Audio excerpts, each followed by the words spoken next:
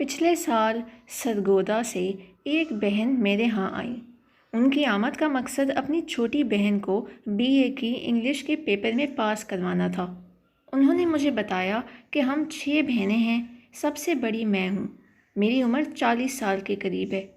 کافی سال پہلے ہمارے ماں باپ فوت ہو چکے ہیں۔ اگر میری بہن BA پاس کر لے تو اسے کسی پرائیویٹ اسکول میں ملازمت بھی مل جائے گی اور ہو سکتا ہے کوئی مناسب جگہ اس کی شادی ہو جائے۔ یہ الفاظ اس نے بہت دکھ بھرے لہجے میں کہے اور اس کی آنکھوں سے آنسو جاری ہو گئے۔ میں نے ان کا کام کر دیا تو وہ دعائیں دیتے ہوئے رخصت ہونے لگیں۔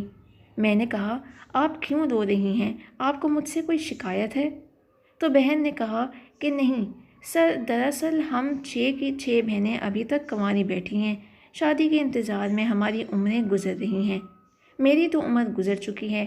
میں بس یہ چاہتی ہوں کہ مجھ سے چھوٹی بہنوں کے رشتے ہو جائیں۔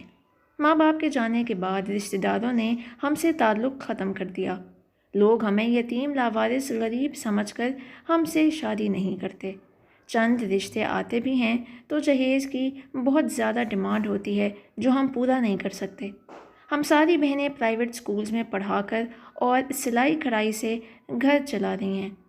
مجھے یہ سب سن کر بہت دکھ ہوا۔